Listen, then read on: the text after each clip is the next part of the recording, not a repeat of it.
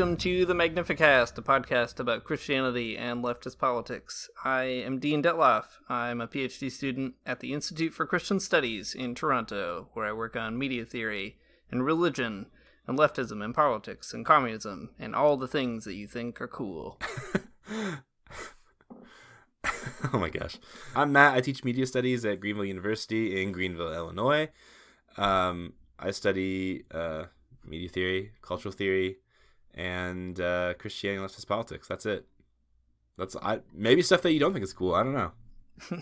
All the things you think are lame. Yeah, that's right. There we go. So this week we're diverging a bit from our usual topics. So don't let that scare you off, though. It's going to be very cool. Brett O'Shea from Rev Left Radio and The Guillotine is on the show today, so you'll want to make sure you hear that. This episode is going to be kind of focusing on a pressing contemporary issue, net neutrality, which is a little bit, I don't know, maybe like vanilla for this podcast. We're not talking about anything that crazy, except the conversation is going to be very good and focused on a Marxist analysis of net neutrality. So this episode doesn't have anything to do with Christianity necessarily, but you're going to hear lots of good stuff about spirituality, religion, and the left. But before we get that far, we got a new iTunes review to read, so we're going to do it. All right, so here's the new review. The title is Good Content, Great Brand, 5 out of 5 stars. Yeah! Great brand. I like that Nice. We're being identified as great brands, having great brand. Same. Being a great brand. It's good. I'm glad that we're good and great in both of those areas. Okay, Good and great and branded. the reviewer says this. Thank you for a very good podcast. You're welcome. My coworker tipped me off. They also capitalize very good, like because that's part of our that is very that's part of our brand. That's right. Yeah. Just want to make sure everyone knows that. My coworker tipped me off to your stuff a couple months ago, and it's gradually become a staple in my rotation. My friend and I have lots of good convos about the show and are very intrigued by your connections to Grand Rapids as we are currently developing our leftist ideologies, quote, under the watchful eye of the Devos, as you say, here in this very Republican place. Yeah. That's scary. Good luck to you guys out there. Your podcast has been a great help in deconstructing some of my lingering individualistic beliefs, and I dug your episode on combating liberalism. Oh, that's good. Me too. I too happen to have a vague personal connection to the soil and the sun, so we also have that in common. Hence the band name. They're everywhere. Yeah. They're in the soil. They're in the sun. You can't get all away. Over the place. Hoping to make it out to a live show sometime. Please come to Grand Rapids. Also, was wondering if you had some reading recommendations for a baby leftist. Thanks. Okay, there's so much to unpack here. We are going to do a Magnificast live episode, but at the Acton Institute in Grand Rapids. That's the condition. If someone can secure us that space, we will be there 100%. Can we just stand out front? Live from outside the Acton Institute. This is the Magnificast. I don't know, burn this building down. So, we'll stand out front, and we'll just, interview people as they kind of go into the building. Hey, sir or madam, what do you think about communism? And then you could just it could be like one of those prank shows, like as they're talking to us about it, someone just holds up like a nice hammer and sickle behind them, like a good Soviet flag, and just gets a photo. We could collect a photo album. Oof, that would be so good. Oh my gosh. From here on out, that's where all the Patreon money is going, so that we can make that happen. That's cool. Also, I don't know, go check out The Soil and the Sun. They're a good band. I listen to it all the time still, so it's worth it, I think. It is worth it. I agree. Book recommendations for baby leftists. I don't know. The Communist Manifesto. The Communist Manifesto is very good. It's hard to read anything else but that. I mean, there are good other recommendations. So what I love about the Communist Manifesto so much, I said this to somebody on Twitter the other day, that in the second part of it, which is called Proletarians and Communists, there's this really great part sort of towards the end, and Marx just goes through all of the, quote, bourgeois problems with communism. And he just dispatches them all, and I like it so much, and I think it is good for baby leftists because all of those bourgeois objections that Marx kind of takes care of in the manifesto are still around, about private property and whatever else. So I think that's good. Baby leftists should read that. Yeah, I guess if you live in the United States, you can't go wrong with some good like historical stuff. There's all kinds of really good histories of particularly the U.S., whether it's U.S. imperialism in other countries or at home. This is maybe like a classic or something, but like if you've never read like Howard Zinn's History of the United States, People's History, it's worth it. Like, why not just jump in? That's a good way to kind of start understanding what's at stake in leftist conversations. I tend to feel like history is better than theory. If you're just starting out, it helps you get a sense of where people have been, why things are actually materially problematic to real life human beings in the world. And the theory is a good way of maybe getting a bigger picture, but it just helps to kind of see, what's going on the ground, why you should actually care, why you should investigate it. Yeah, I agree. Yeah, Howard Zinn is very good. You can learn about the St. Louis Commune of 1877. So that's pretty dope. That is pretty dope. I was just learning about that this week because I'm going to go to St. Louis quite soon to visit you. Yeah, it's going to be awesome. We are actually doing a live show, but not one that you could probably go to unless you live in the middle of nowhere, Illinois, which if you do, you should come. But maybe we could, I don't know, Grand Rapids is a place we could probably go. That's true. I know people at Cornerstone University. That's where I went to my undergraduate. That's where I did my undergraduate degree. It's not where I went to my undergraduate degree. It's where I did it. Maybe we can find a space there. That would be very fun. Doing a leftist podcast at Cornerstone is funny for a lot of reasons and a thing that I would be into. We could go do it in the DeVos Communication Center at Calvin as well. That's right. We could also do it outside of a rock that is dedicated to one of the DeVosses at Cornerstone, just outside in front of it. That's a really good testament to how much evangelicals just really want to court that good bourgeois pyramid scheme money. Yeah, I like the idea of going to Grand Rapids so much right now because of that one really good pizza place that I can't remember the name of. Oh, Brick Red Pizza. Oh, that's right, yeah. That's what it's called. They have like vegan stuff. It's a good one. They do. There's a lot of good vegan stuff in Grand Rapids going on. There used to be a very cool restaurant in Grand Rapids called Bartertown, and that was pretty awesome. There were good lefty folks who made vegan food, and they had like paintings of communists up along the wall. That was cool, but it ended, and a bunch of dumb media outlets picked it up on the internet and complained about it. But that was neat. So I don't know. There's a lot of good stuff going on in Grand Rapids. We have a lot of listeners in Grand Rapids, actually. Oh, really? So that's pretty cool. I know that because they tell me. Oh, nice. Grand Rapids is a cool town. I like it a lot. Yeah. Shout out to folks in Grand Rapids. I don't know. There's a lot of good lefty Christians there. This is now a podcast about Grand Rapids and Christian leftist politics. It isn't. It's not. That isn't what it's about. It's about net neutrality. And here's a good segue just right into it. So this week we're talking with Brett O'Shea, like Matt said earlier, about net neutrality. Before we do that, just a quick reminder to definitely check out his shows. Brett is a really neat character in the podcast lefty scene. He described himself as a pan-leftist, which is like a guy who likes all of the leftists, and that's pretty cool. So he has a lot of different tendencies on in his shows, and he does a lot of cool historical work, and he catches a lot of really interesting guests that you might otherwise not have heard of, like professors and researchers and activists and writers. So look at that. There's also an episode with us on it on Revolutionary Left Radio. So if you just have not got enough of this very good insight on the Magnificast, you can get more of it there. But instead of us droning on more on this introduction, I say we just throw it over to Brett.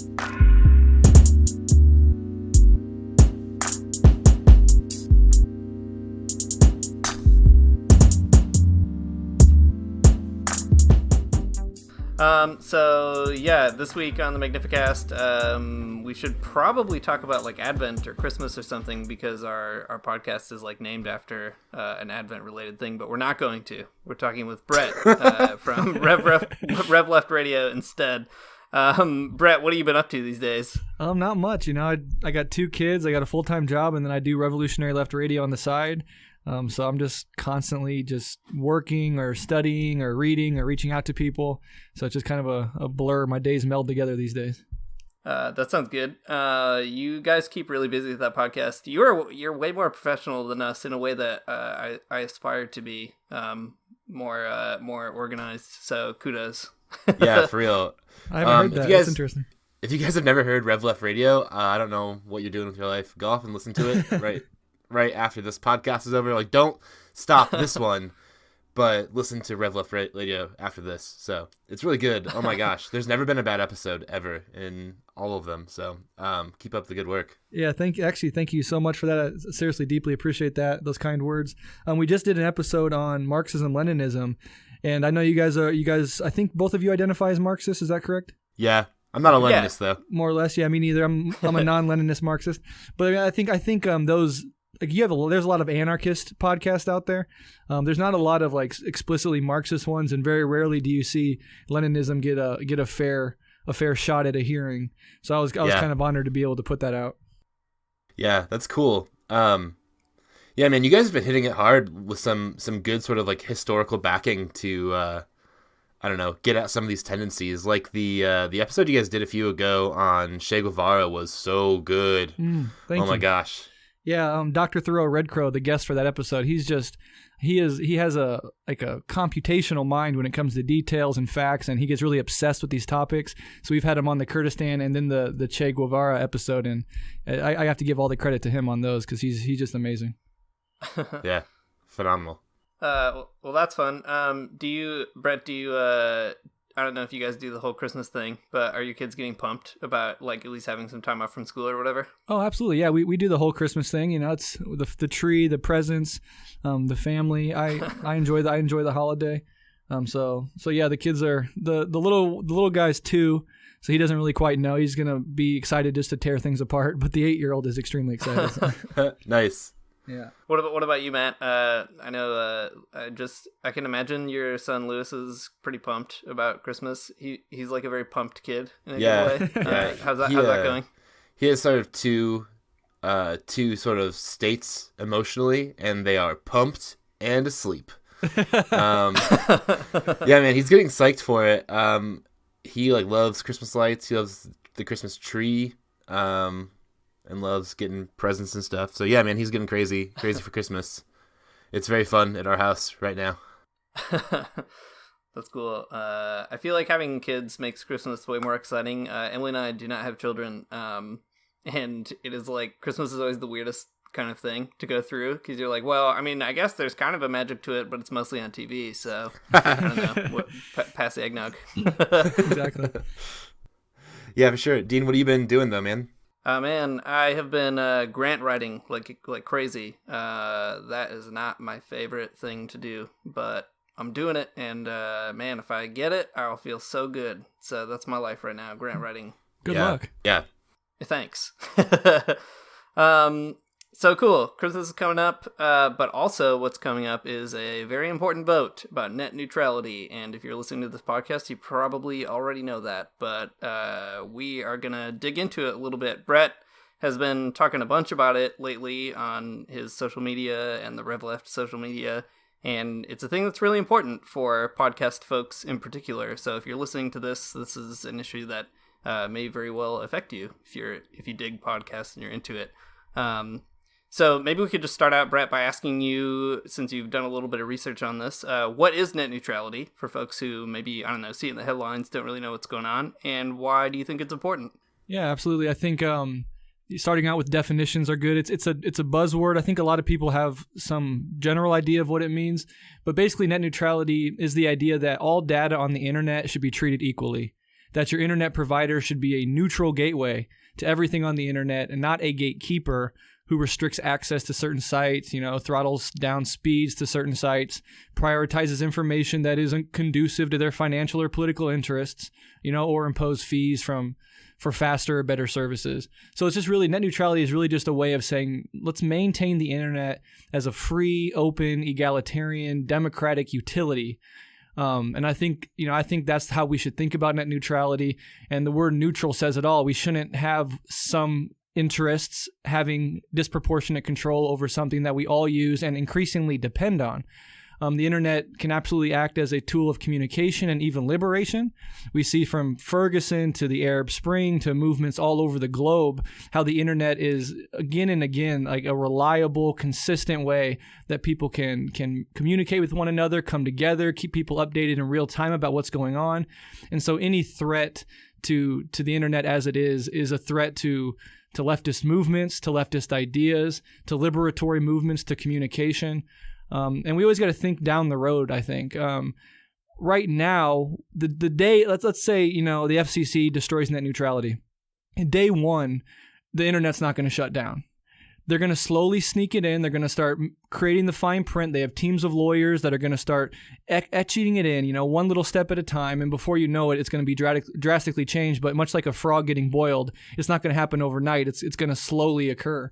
And so we have to think down the road with net neutrality. What's it mean when these corporations, this handful of corporations, Comcast, Verizon, AT&T, when there's a protest or a movement happening that they find antithetical to their political and financial interests, does that mean that they can start decreasing access or straight up blocking access to sites that are covering it in real time or sites that are sympathetic to it? Like that's going to happen. That is the long game. And so we should keep our eye on that as well. Yeah, it's well, first of all, thanks for that incredibly good and concise introduction to a really important topic. I think that was really that was good. I think you hit on all the points. Thank you. What's kind of wild to me is just like how, I guess, in the dark folks are on this topic. The internet is a completely ubiquitous thing at this point. Our lives are integrated pretty much fully into online space in a lot of different ways, whether or not, not just like social media, but other ways too. So it's crazy that people just like don't even think about considering it like a public resource or something. It's like getting water to your house at this point, but we don't think of it in that way. So the idea of privatization doesn't seem as scary to us for whatever reason. Yeah, definitely. Absolutely. I totally think that defending net neutrality is a necessary condition for more radical steps where we can make the internet, a public utility, nationalize ISPs, or, have some sort of more radical protection of the internet as a human right, let's say. So defending net neutrality is just creating the conditions for a more leftward radical push for the internet to become, in my opinion, it should be a human right precisely for the reasons you mentioned. It's becoming ubiquitous. It's becoming something that if you don't have, especially in this globalized economy, you're at a material disadvantage. And so that's how I think leftists should really think about these issues. It's funny, the phrase you just used, Brett, like we have to protect the internet. That's a funny phrase. Like it's something I've never really thought about it in that simple of a term. Like the internet is a thing that should be protected and made public. And it's weird to think about net neutrality as it's being legislated against right now because the internet is already such a privatized space. Like most people use Google, which is a private company. Most people use Facebook, Twitter, private companies. What kind of policies do you see are being developed that would maybe benefit certain private companies even more? What do you think that leftists could do to, reimagine what the internet might mean for us? Yeah, I think talking about this FCC vote is important. So I'm going to spend a little time kind of fleshing that out and talking about the consequences of what's going to happen, because the main policy being developed to threaten net neutrality is simply the FCC vote to destroy it. And that vote takes place on December 14th. I think today is the 6th of December. So we have about a week and a day before this vote goes. There's been some attempts by people to delay the vote, but it looks like that's not going to happen. So this is crunch time. The FCC chairman is Ajit Pai. This is a Donald Trump administration appointee to lead the FCC. So, I mean, you can already imagine the incentive structure and the way that this person thinks if the Donald Trump administration put him at the head of the FCC. And there's actually, this is not very well known, but there's actually a court case happening right now that will speak volumes to this issue. It's called the FTC, Federal Trade Commission, versus AT&T. And it's basically, I'm not going to get into all the details, but it's a court case about common carrier status. And it's going to be decided in the Ninth Circuit Court of Appeals. And that could have, so the FCC vote, if they destroy net neutrality, the only oversight agency left to deal with it would be the FTC, the Federal Trade Commission. This court case is saying that the AT&T and these Comcast, these big corporations could be free from even FTC regulation. So FCC votes to destroy it. FTC is the only regulatory agency left to deal with it. And this court case happening right now in the background is saying that even that regulatory agency might lose ability to oversee these corporations. So that's extremely scary. That's happening in the background.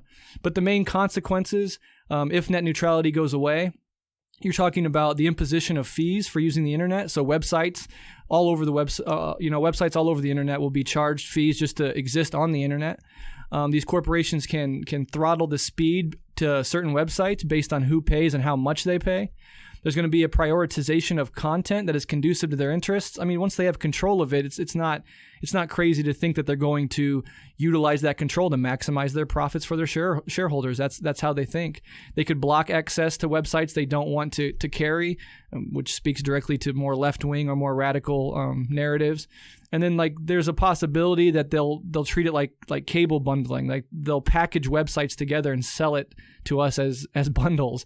And a lot of the millennial generation, we're getting away from watching cable television. We have Netflix, we have Hulu, we have all these internet websites. But I go over to my mom's house and I sit in front of that TV and I'm like, my God, every 5 minutes is like 3 minutes of commercials. Everything is dumbed down and horrific. And these same people that make the cable network so boring and bland and lowest common denominator, these are the same people that want to control the internet. So I think we should really think about that and the consequences of it. One thing that often gets brought up in this dispute, and the thing that the corporate spokespeople say all the time is, the net neutrality rules didn't even come in until 2015, and before 2015, the internet wasn't some corporate hellhole. So don't worry about it. It was just as free and open back then as it will be once net neutrality gets destroyed. But I mean that whole argument is premised on a really cynical and manipulative lie, because the very reason that the government had to step in and try to oversee these corporations is precisely because they were trying to impose tolls on information flows and to prioritize the flow of information based on whether a website paid that toll. So the government had to step in and enact net neutrality as a reaction and a response to these corporations trying to get their grubby hands into the mix and grab aspects of it, control the internet as it was. So the net neutrality was a reaction to them trying to take it over. So this notion that it's just going to go back to the way it was before 2015. Yeah, when there was no oversight and you greedy bastards were trying to take it over. And that's exactly what they're going to do. So just be aware of those arguments, because I see them crop up a lot. Yeah, I really like the idea of talking about the internet as this space of you were comparing it earlier to how dumb and boring cable television is. Mm-hmm. So talking about the internet as a space of more creative access or activity, I think is really interesting. I mean, there are a lot of bad things about the internet as it stands. A lot of weird free speech stuff that we can get into later, but I was just thinking about how podcasting in particular has been such a unique way that media has really been democratized, it feels like. Yeah. And there are all these kind of leftist podcasts, for example, like yours, like ours, that are cropping up in ways that obviously you could never have something like this on a cable news network or on a cable radio, a corporate radio station or something like that, right? There's a certain autonomy that's afforded by the internet. And I wonder what you think about how podcasts have kind of changed the dissemination of leftist ideas and organizing. You mentioned Ferguson earlier in terms of the internet, but how do podcasts, like what you're up to, maybe what we're up to, how do you think that those are kind of shaping the political landscape? Yeah, one way I think about it is in the context of neoliberalism and the ravages that it causes, the decrease in the quality of life for most workers across the world. So workers are pressed to the wall more and more. They struggle more and more. They have less and less leisure time. More and more of their time is dedicated trying to secure basic material goods for their own life. And so in that context, it's extremely hard for people to sit down and trudge through Das Kapital or, Sylvia Federici's Caliban and the Witch or State and Revolution. People don't have time to sit down and dedicate. It's almost a privilege these days to be able to sit down and read a full book and dedicate all the time and energy you need to it. So I think what podcasts allow us to do is to I call it a Promethean effort of taking theory and history from academia and the ivory tower and bringing it to working class people. This notion of bringing something down to the people and giving it to them in a way that they can, freely access it. And I know this is true for your listeners. It's true for my listeners. It's true for me as a podcast fan. Most of my podcast listening happens at work when I'm in the drudgery of wage labor. My body is doing labor that I would never, ever, ever volunteer or choose to do if I had real freedom to decide how to spend my life on this planet.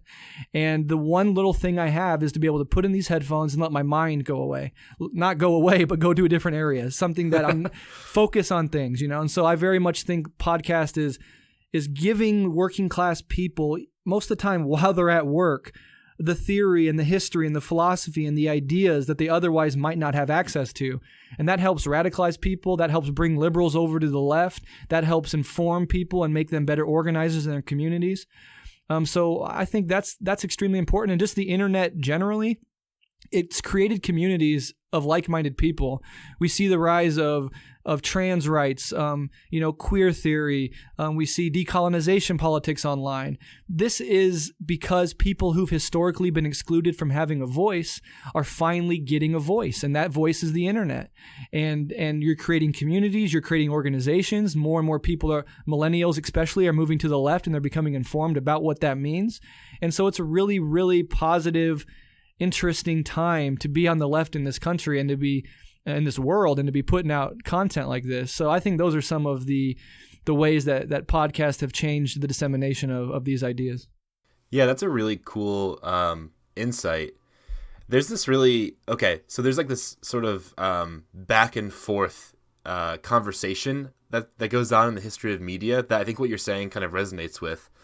So on the one hand, I don't want to get like too in depth into like media theory or anything like that because that's unnecessary. But like in the 1930s, there's this guy that's writing whose name's Bertolt Brecht, and Brecht is a guy that thinks a lot about theater and a lot about radio. That's kind of I think why he's interesting for this conversation. But in the 30s, Brecht was writing about radio as an apparatus of communication. The idea behind it is that like radio is awesome, but it's only one way, and that kind of sucks. So I guess like what's kind of nice and like what he suggests is like, wouldn't it be nice if radio worked in different directions, where like the bar to participate was way lower for other people. And I think that podcasting is definitely one of those like spaces where it's a little bit more democratic than the radio is, and we can like let people speak in ways they haven't been able to before. That being said, there's still like, lots of real problems, ideological and material with the internet. But still, I think what you're saying is definitely on point. Yeah, it was super interesting to read that piece and hear him trying to grasp for concepts that we'd come to realize as podcasting or the internet. But he's talking about tubes and things going both ways. It's really interesting to see a mind that thinking about ideas, but not having the conceptual stuff in his hands yet to really articulate them, but he did a great job. But just to hear him talking about what it could be, and then we look at the internet today and the rise of digital internet, etc. And he was getting at those ideas, but it was really interesting how he trying to fumbled around with the concepts there. Yeah, it's funny. It's funny when people realize an idea before it's materially possible. I like that a lot. Exactly. That's one of my favorite things about media history and media theory. Definitely. So one thing, kind of speaking of that, just having this kind of two-way horizon, I guess, for podcasting that radio didn't have. There's a lot of really neat things in radio over its history, like here in Canada, where they have a pretty strong public media presence, the CBC. The CBC is not perfect, but there are some shows that historically have gone out of their way to maybe interview guests that would otherwise not be welcome in a corporate media setting, to put it sort of lightly. And it's pretty fascinating because it takes a lot of effort for a massive state-funded body like the CBC to take creative risks, and oftentimes there's all kinds of problems with like taxpayers complaining about what their dollars are going to or whatever. But one thing that's so fascinating about podcasting is it does sort of allow for like a dissemination of voices along like a more niche kind of plane. I mean, this is a podcast about Christianity and leftist politics. Like, It doesn't really get more niche than that, I feel like. I don't understand how we have like more than 5 listeners, but we do.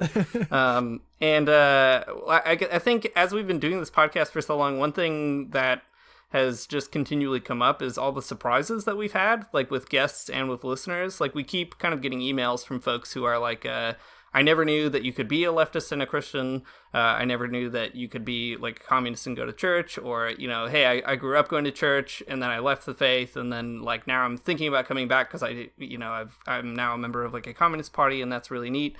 So it's just kind of a strange shift, I guess, in how media works and connects with folks.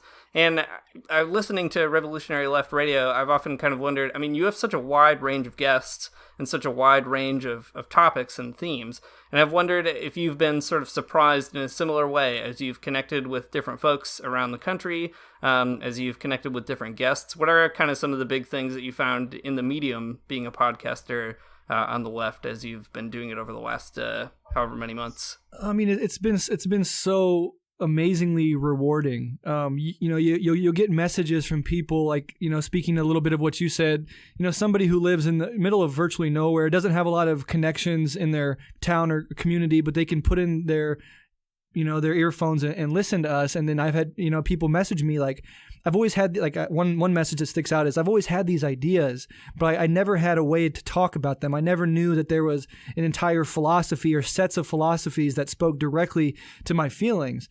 And I think that is one of the surprises that I've had is there are so many people out there that for whatever reason, for an infinite amount of variables, weren't able or haven't been able to wrestle with these ideas or have access to them in the way that, I have been privileged enough to have access to them.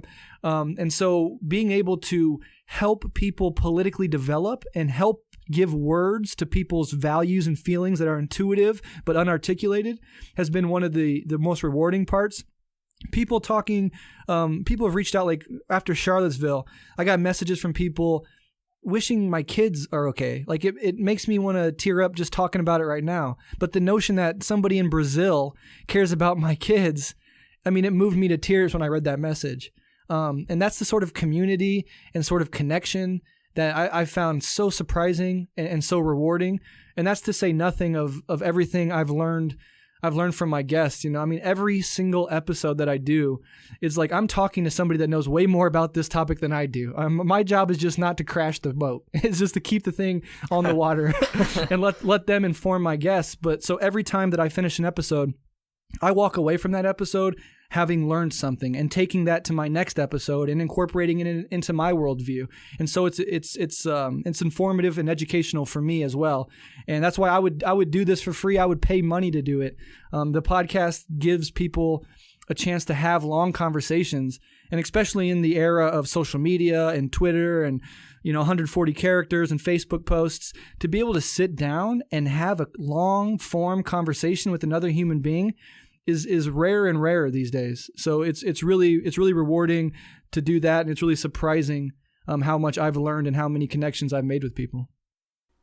Just don't tell the FCC that you'd be willing to pay to do this. Yeah, damn it. I'm sorry. Edit that out. Yeah, we'll edit that out. Yeah, man. I guess that is like a really cool part where a podcast can be niche and still have kind of a following, or like people will start recognizing themselves in the conversation after hearing it. That's such a powerful kind of story, where people find some type of identity in what you're talking about, and sort of an exit from the hegemonic sort of roles that more mainstream media put people in.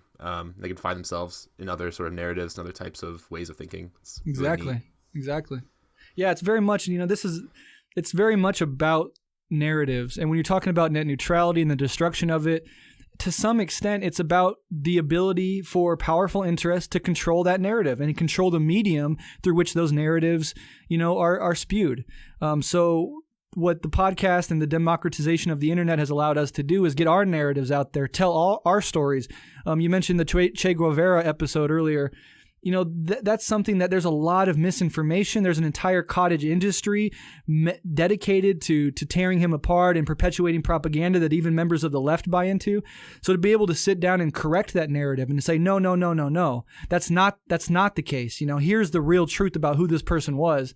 That's really rewarding, and that's an essential part of maintaining net neutrality is maintaining our narratives and our ability to tell our own story. Because if we have to give up that right, that freedom, that liberty, it's going to go into the hands of the corporations, and then it's just the corporate state and their messaging and their narratives, and they frame events and they get to frame Charlottesville, and that's a big problem, and that's something that I think is so important with regards to net neutrality and maintaining it.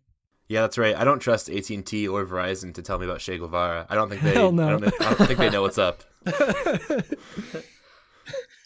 Yeah, it's pretty funny actually thinking through how the history of television has been sort of slowly more and more privatized. There's a lot to be said about it, but in the United States in particular, news media wasn't always as certifiably out of control as it is today. And a lot of that history has to do with the government just taking away all government oversight of news media on television and requirements to actually tell the truth in journalism. So what you get is stories that sell rather than stories that actually make sense, or actually are meaningful or frame things in an interesting way. The internet is such a weird medium because you still, in many places, most places in North America, have to pay money to a company to get a connection in the first place. But at the very least, you don't necessarily have to pay to play, as it were, in the same way that you do on a weird medium like television. Right. Absolutely. And I think it's also important to point out that when we're talking about corporate control, corporations, by virtue of what they are, they see issues like this not in terms of history or the dissemination of knowledge or communication or humanism, but strictly through the lens of profit. How can we turn this thing into a revenue generator? And when they're looking to get their hands on the internet, that's how they view things. It's like a vampiric short-sightedness, a one way of seeing things, and they're not interested in what this means for humanity's future. They're not interested in listening in on this conversation and hearing how we think and feel about these ideas. They're interested in one thing and one thing only, and that's increasing profits to give to their shareholders. And so that's the mentality that they bring to everything, and that's the mentality that they want to bring to the internet. And once that mentality is the dominating mentality over anything, that product, that thing, is going to suffer and going to become worse, always. Yeah, it seems like there's such an opportunity for moral revulsion at this whole thing, if people would stop and think about it for a minute. If you stop and think about how, I don't know, any major media, news company makes money, it's by, sensationalizing news and making people, want to listen to it or watch it. And then also, by generating ad revenue, and those two things are related. The more sort of shocking news you have, the more people will pay for ad spots on your show. And then taking a step further too, with the prevalence of sort of the prevalence of bad news or the prevalence of certain types of news, corporations use they use the suffering of other people to make money off of them through ad revenue. And it's a really gross thing. But exactly. It just happens. That's how the entire industry works. Pressing suffering bodies in front of viewers is the way I don't know, Fox News or MSNBC makes their money. Yeah, absolutely. They profit off of human suffering. When there's a disaster, or some horrible thing that happens somewhere around the world, notice that they'll cover the event, they'll cover the bloodshed, they'll play sad music as they transition to commercials, but they'll sell you products and they'll keep you there. And the moment that disaster stops being interesting, when the hurricane is left and now it's just human beings trying to rebuild, and that no longer is sensational enough for them to make money, they leave it. They move on. And that is harmful for so many reasons, because it just becomes disaster porn. It's just us watching disaster after disaster, horrible thing after horrible thing. and then using that like visceral fear and repulsion and fascination to sell us products. Like we're going to create a void in your soul. We're going to make you feel scared and vulnerable and uneasy. And then we're going to have about 5 minutes of, we're going to sell you products ranging from silly clothing to cars to medicine to make you feel better. And then we're going to come back and do it all over again. And that should be morally repulsive to anybody that's even kind of sensitive to these sorts of things. Yeah, I think so. Yes, correct. Proper opinion. Thank you. So let's talk a little bit about like we started getting into podcasting on the left in general, but let's talk a little bit more about that. I mean, there's a lot of podcasts out there these days. There's a lot of leftist podcasts. There are probably even more kind of liberal podcasts. I remember, so I don't know why I do this, but I watch late night TV every night, despite the fact that I just cannot stand it. I don't know. I'm a masochist at heart, I guess. That's my problem. But I watch it every night. And there was this one episode after the election where on The Late Show with Colbert, they had the hosts of Pod Save America on, which, if you've ever heard of that podcast, it's like some former Obama staffers just, I don't know, shooting the breeze about like how dumb the Republicans are and failing to understand how dumb the Democrats are. Right. And that's like one of the most popular political podcasts out there right now. And it's so fascinating to kind of see the ways in which podcasting can be a tool for the left, but it's also a way for us to kind of keep convincing ourselves that we're right, whether we're on the left or liberals. What do you think that leftist podcasts in particular can kind of do to, I guess, use this medium to their advantage and like keep connecting with folks who are seeking something more, seeking alternatives? I mean, what do you have to do to kind of to dethrone the Pod Save America crew from the Late Show couch? Yeah, well, I think a big part of this is creativity, is personality. Don't make podcasts that are a chore to listen to. I love Democracy Now! They play a vital role. I support them. Good for them. But it's very, very boring. And if you tune it in, it's just it's droning on, and that's fine. There's important information there. But if you really want to get information to people, you have to do it in an interesting and creative way. And you can't just speak to their minds. You have to speak to their hearts. You have to inspire them. You have to frame things about how it directly affects them, and try to do something different. I always say that in the leftist world, leftist podcast world, this is not a competition. To buy into the premise that somebody listens to the Magnificast, that means one less person is listening to Revolutionary Left Radio, that's absurd. And that's actually the corporate free market mindset of everybody's out for themselves. It's a zero-sum game. Get what you can get. Anybody else's success automatically means a failure on your end. That's horrific. So the way we can use the medium is being creative, speaking to people's hearts, and amplifying one another. I want my listeners to listen to the Magnificast. I want my listeners to listen to Feminist Killjoy's PhD podcast. I want them to listen to It's Going Down. We all have a different perspective, a slightly different take on things, and the more of a community we can build based on amplifying and lifting up one another and not based on competition and the zero-sum mentality, I think is the best way. And one of the reasons we recently made our spin-off podcast, The Guillotine, was because Revolutionary Left Radio was very theory-based, history-based, philosophy, and that's good. That has a role to play. I try to make it interesting and creative, but at the same time, I thought that we also needed something that spoke more directly to people. It hit them in their gut, that got them amped up and worked up and, brought tears to their eyes and inspired and incited and agitated them. And so I think that that's really important. What you guys do that's really great, that I don't see from a lot of other left-wing podcasters, is your sense of humor, your empathy, your humanness, the way you can talk about just mundane activities of everyday life in a way that is appealing and entertaining and interesting. I think that's a big reason why I tune into your show, is because there's something so human, and I laugh out. I've never listened to an episode of yours where I didn't laugh out loud, and that's the point. That's what we should be doing. I think that's what attracts people and keeps people, and it doesn't make this whole thing boring. I don't want to just depress you and send you about your way. I also want to make you walk away feeling like I learned something and I got a little fire in my belly. And I think that's what leftists can do. Yeah, thank you. We are very funny. I agree. See, I told you. I feel like Brett, I feel like you really missed your calling as like a preacher, a pastor. you got a real like you bring that real pastory, like get you stirred up kind of vibes. That's interesting. I like feel that. like I'm in like leftist church. I tweeted at Brett the other day that he's the podcast Fidel. Yeah, I like that quite a bit. There you go. I very much. We can be the podcast Fry Beto. That's absolutely. Oh hell yeah! I love that.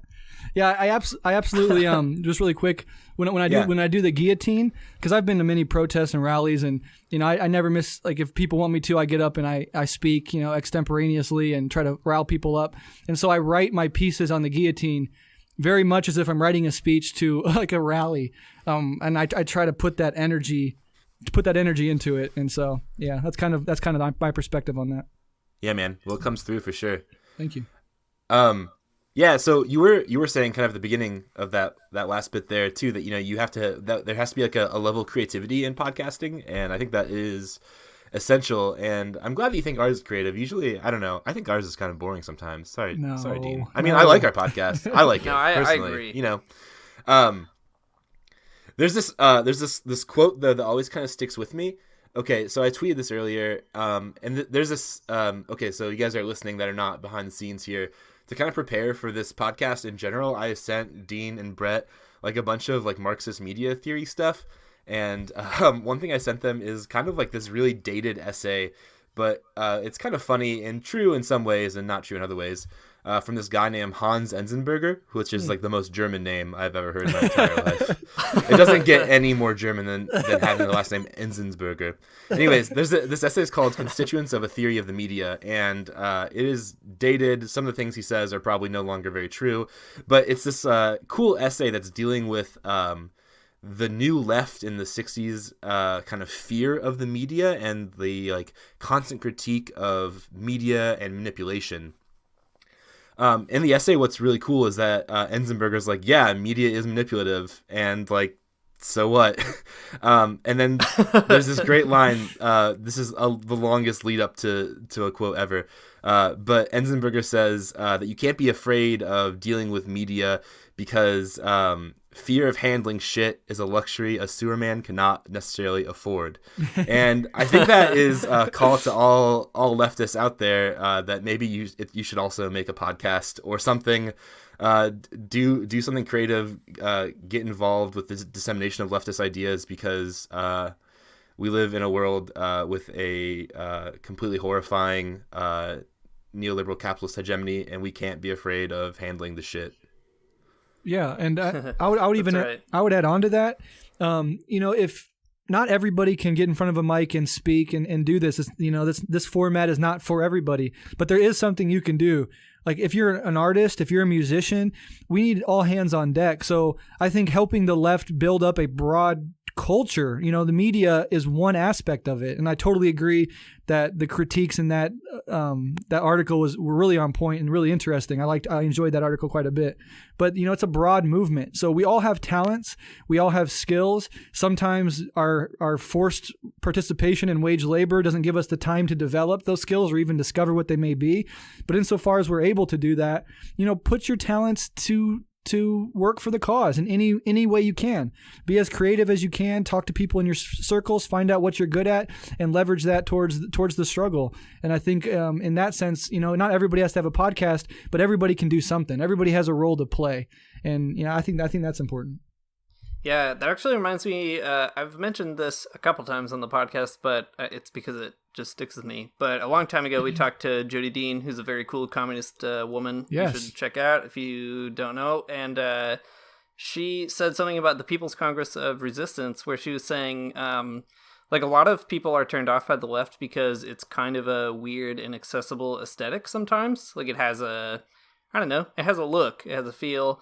And that is a cool thing, but not necessarily an accessible thing. And she was saying, like, whatever, be cool. It's fine to be cool, but also, like, find a way to connect with people who are not cool. And I just, that is probably one of my favorite things, because I was just thinking about, like, I'm from a place that is very not cool. Like, I grew up in rural Michigan, and there was nothing cool there at all, even a little bit. And I'm always thinking about ways to, like, explain socialism to my mom, who is, like, a smart lady, but she's not, like, I don't know, she's not listening to like all your favorite punk bands, you know? Right. And I think talking about creativity and just getting out there and finding your gift and using that to build a culture is really important, because it could be something as simple as just like, I don't know, like knitting with a bunch of people. Right. There was a protest that I had heard of a long time ago called a knit-in, and it was just a bunch of women who got together to like knit a bunch and just talk about some issue. I can't remember what it is now, but an issue that was affecting them at the time. Yeah. And I thought that was such a neat way of like building solidarity, just hanging out and like doing a sort of banal creative project together, and using that as an excuse to shoot the breeze and have a good time. I feel like that's something that the left is sorely in need of. It's just like finding ways to chill out together and like have fun. Yes, and in fact, here in Omaha, you know, we have a couple organizations that we've created and are, you know, doing stuff like Feed the People and Solidarity Networks, and this podcast, or my podcast, is an extension of that organizing. But we make it a point every few months to just go out and do something together. Whether like we're planning a Christmas ice rink and then after party where we're all going to go ice skating together, and then we go afterwards and we just hang out and, you know, drink at somebody's house. Or we had a comrade karaoke night where we all got into one small little building and we all, you know, sang karaoke together. And that's super important, because it draws people in and it makes organizing fun. Organizing doesn't just have to be, you know, like boring meetings and doing a lot of work with what little time you have. It can also be fun, and integrating that into your organizing efforts and integrating that concept just into your life broadly, I think is important. There's that old Emma Goldman quote that's like, if I can't dance, it's not my revolution. And I really do believe, yeah, that's right. I do believe that we should make it fun. We should make it interesting. We should make it so people want to come out and build that community garden, you know, organize that meeting, go have fun with your comrades afterwards. So I'm totally on board with that. I think it's extremely important, and it's something that not enough people talk about and promote on the left. So I don't know how we got down this road. I'm not sad that we went down it. No, it's a good road. I do want to. It's a really good road. We should have started on this road, in fact, but we're going to bring it back to this net neutrality conversation. Right. I have no good segue. If you've been listening to the Magnificast for a while, you know that I'm a master of bad segues, and here I am practicing that skill one more time. So what can we do to stop net neutrality legislation? What steps can we take? I mean, people talk about calling your representatives. That's fine. I guess, I don't know, annoy them. That's like what liberal citizens are supposed to do, I guess, annoy their representatives. But is there a leftist response to this? Like, what are we supposed to do to build a maybe like a popular movement that understands the internet? Yeah, well, I think I mentioned this earlier, at least in part, but I also think it's really important, like, this fight is going to keep happening. Remember, 2 years ago, we were doing the same shit. We were arguing about the same topics. We were trying to defend the internet. We ended up winning in 2015, but here it comes again. And this is the nature of capitalism. This is the nature of monopoly capitalism. This is the nature of these corporations and their interests. They will keep doing it every single time. And they're not going to stop as long as we have capitalism. They're going to try to get their hands on the internet because it's so valuable and it's such a cash cow for them. So the fact that this fight has to continually come up is exhausting, and also is an indictment of the broad system that we live in. And I always say, like, the mere fact that net neutrality is even up for debate is an indictment of capitalism. Like, in any system where it was a true democracy, where people were truly equal, this notion of a few corporations owning a utility like the internet wouldn't even be conceivable. So only in a plutocracy, only in an oligarchy, in the dictatorship of the bourgeoisie, is this even something we have to fight relentlessly all the time, stave off the vampires constantly. But as far as what people can do, there isn't, in my knowledge at least, organized, particularly specifically leftist response to this. But there's like this broad coalition, and it's a weird coalition because it's everybody from like asshole 4chaners to like liberals to just people that spend way too much time on the internet to leftists. Almost everybody except corporations and a few flunkies in the general population are against this thing. So I think it's kind of helpful to think of it as just a broad coalition. We want as many people and as much numbers as we can get in this fight. And so it makes for strange bedfellows, but this is one fight where I think we can go ahead and allow that to happen. But there is one website that I think has sort of centralized and made simple all the information. So everything we're talking about here is on there in simplified, summarized form. It links to protests in your area. So any direct action or any rallies or protests that are taking place in your area, you can go on this website and find it. And it also gives you outlets to sign petitions or call your congresspeople, which, is still a tool in the toolbox. It can't be discarded entirely. It's super limited. It's not going to get anything done long term. But as a small way, as one tool in a big toolbox to put pressure on representatives, it's not bad. But the name of the website is battleforthenet.com. Battleforthenet.com.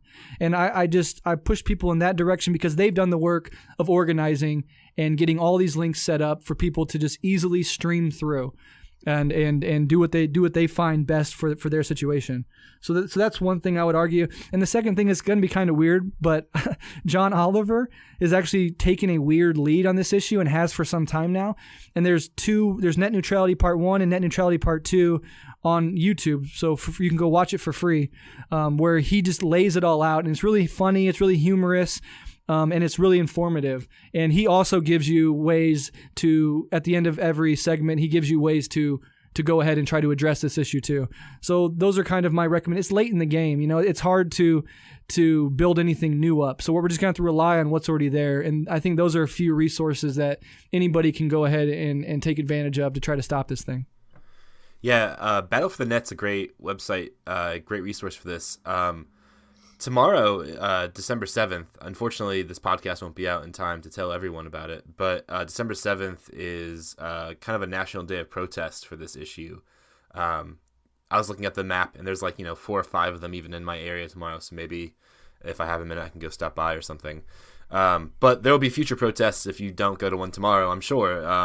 Yeah, like Brett said, this is not an issue that's going to go away anytime soon, so it'll be ongoing forever. Yeah, and it's sad. It is until we build after socialism. The revolution. Yeah.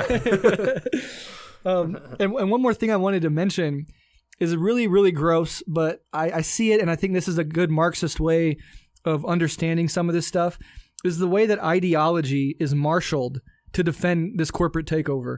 I sometimes, being the masochist as I am at times, I went and listened to Rush Limbaugh. I just turned him on my way home from work. Oof. And Oh, boy. yeah, millions and millions of listeners. And the way he was framing this issue was net neutrality equals big government, and destroying net neutrality equals liberty and freedom.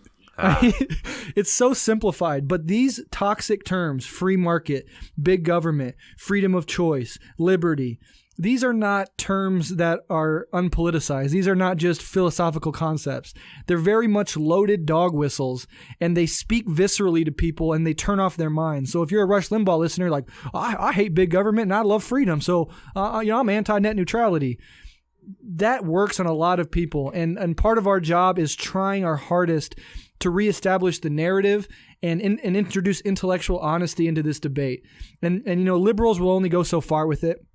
But leftists can start pointing at the structural root causes. Why are we fighting this battle every 2 years? Well, it's capitalism.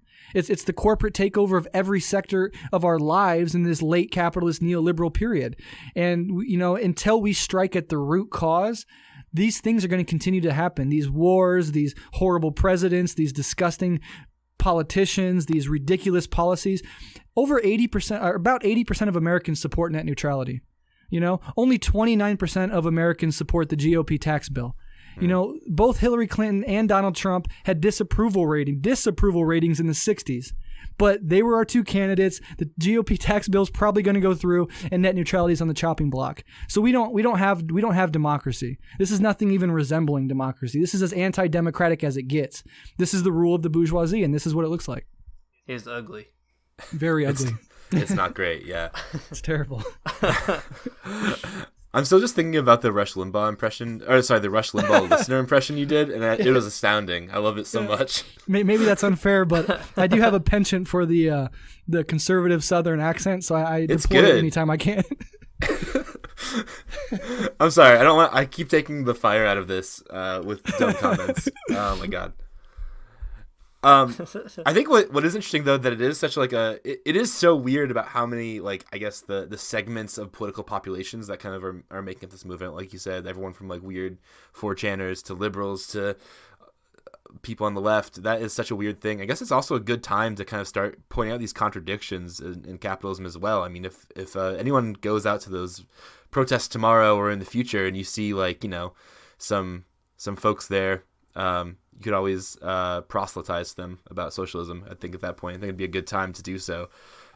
This is one of those, just like Brett was pointing out, one of those stark contradictions in capitalism, where it's clearly undemocratic, and those words, freedom, don't mean what we think they mean.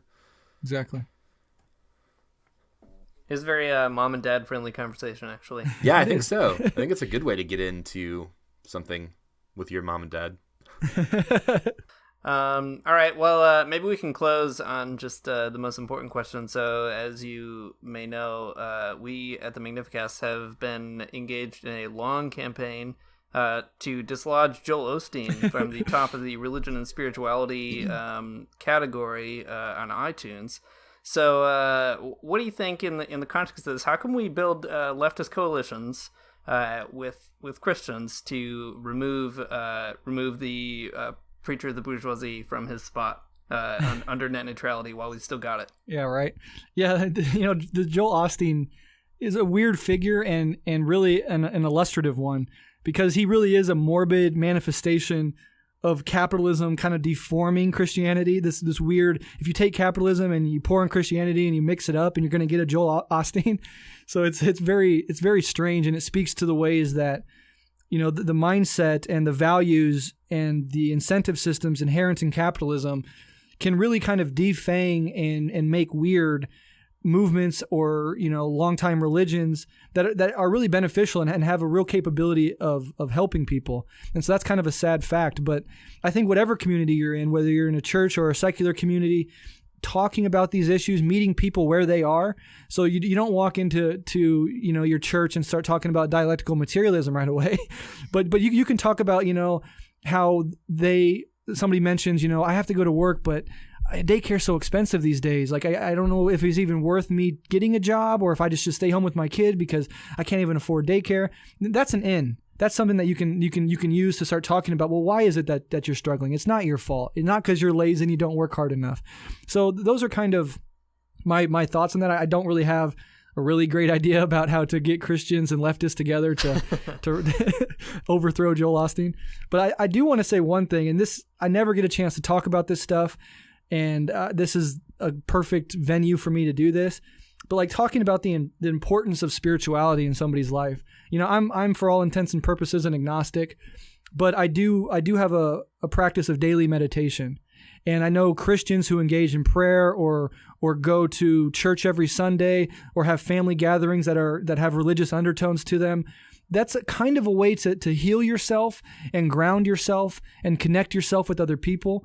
And there's actually a really interesting sort of overlap between some mystical segments of Christianity in the past and like some segments of Zen Buddhism. Like Thomas Merton comes to mind as somebody who's tried to make a synthesis of those two ideas. I find that extremely powerful, and I find that in my own spiritual practice, my own meditation practice, I very much re-energize myself, I center myself, I heal myself, and I become a better person all around, a better podcaster, a better organizer, a better father. And I think too often spirituality and the importance of religious communities gets downplayed on the left with these silly slogans of no God, no masters, or religion is the opiate of the masses. These turn huge segments of the world off. And there's no reason, by the way, the opiate of the masses quote is way more nuanced and is actually an empathetic reading by Marx, and it's often simplified to mean like this dismissive, notion of religion, but it's not really a fair way to think about that quote. But the overall point is that the left should open up these spaces, and we should open up to these spaces and bring people from these spaces in. And I think that's a good way to start addressing some of those questions. Yeah, I think you're right. That's such a good and helpful point that, I don't know, Dean and I are just kind of in the thick of it sometimes. Maybe we miss that. I completely agree. And it's kind of funny too, because religion or like some type of like spiritual aspect in your life, some types of spiritual practices are really good because it's at least like one moment in your day when you're not completely oriented towards the production of capital or like, towards those the relationships between you and your work or something. It's like one moment where you can kind of like leave that. That's pretty nice. Super interesting. Yeah. Yeah. So here's a story. I hope my previous bosses are not listening to this. I mean, they're not. I don't have to worry about that. It's okay. But I used to go to morning prayer like almost every single day. I mean, like, and that might make me seem like a really spiritual person, but I mostly would go so I could be late to work. So that's awesome too. That was a great excuse. No one cared if I was late to work as long as I was going to church in the morning. So think about that. Yeah, think about that. You just go to church, be late. I don't know. Anyways, get paid for that full hour. Yeah, that's right. That's right. Yeah. So like spiritual funny. Practices are cool like that. Yeah, and it's funny you say that because I know my bosses are not listening either. But every day at work, I go in really early. I get some of my main morning stuff done, and then I sneak off on the clock to a little office. It's a lactation room, but it's like always empty because like very few people are going in and pumping. You know, when they do, I leave, but it's very rare. So it's basically just an empty room that has a lock on it, and there's no cameras in there, obviously. So I sneak in there every day for about 10 to 20 to sometimes even 30 minutes and just do a meditation. I just sit there and meditate on the clock. So not only am I getting a little respite from, you know, the machinations of wage labor, but I'm actually draining the corporate overlords of money while I'm meditating. It's a beautiful thing. That's right. So I think this is an argument for just getting prayer and meditation spaces back at work. We need to get that back in the workplace. Yes. That's right. I don't have an analogous story except that in high school, I didn't identify as a Catholic when I was in high school, even though I was raised Catholic. But every Ash Wednesday, I would nevertheless skip part of school just to go get ashes, so I didn't have to go. So that's about the closest. Yeah. That's so good. Yeah, it was really good. I encourage everyone to do that. It's a good way to get out of school. School's the advertising agency that makes you want to accept society as it is. That's right. Who said that? Ivan Illich, Catholic priest. Nice, so it's on the nice. books. Sick. That's awesome. Well, Brett, thanks a lot for coming on this podcast. We should have you back to just talk about the left more generally sometime. I think that would be really good. There's so many other things that we could talk to you about. But it was great to just get your thoughts on net neutrality. It is a pressing issue. There is an upcoming vote, and it will be even closer by the time this episode is posted. So do what you got to do. Organize your community. Tell your grandparents about it, and maybe they'll get real mad and write some letters to their representatives or something. I think it's just great that, Brett, you've built such a really amazing following of people who are passionate and getting more passionate about these kinds of issues and other issues, and you are willing to dialogue across so many tendencies and camps and communities, and it's just really important, the kind of stuff that you're doing. So thanks for taking the time to do that a little bit with us. Yeah, thank you so much, man. And thank you guys. You know, one of the most, I was talking earlier about the surprises and the nice things about doing a podcast. One of the most rewarding things about this so far has been getting to know you two, having you on my show, me coming on your show. I consider you guys friends, absolutely consider you guys comrades. I have your back. Anytime you need anything, I'm here to help you. And I'd love to come on anytime to talk about anything. You guys are awesome. So thanks for having me on. I seriously, deeply appreciate it. Nice. Yeah, you're too kind, Brett. You're like you're the most Christian podcaster I know, and I do this podcast with Matt every week. So. I love that.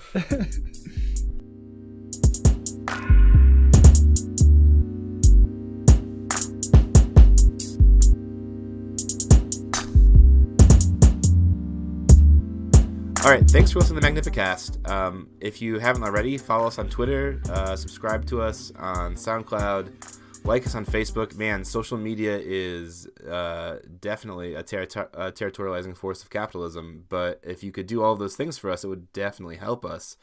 And if you're feeling especially generous, you can also give us a little bit of money on Patreon if you want. But, you don't have to. You can listen to it either way. We're not in control of your life. All right. Special note here really quick. Our intro music, if it's new, if you like it, like I do, it's so good. It's by Amari Armstrong. It's very cool. So enjoy that good beat at the very beginning. And to carry us out is The Illogical Spoon.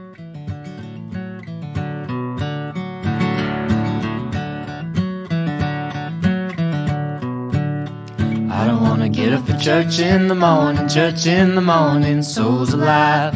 Heaven come to earth and there won't be no church. We'll meet down by the riverside.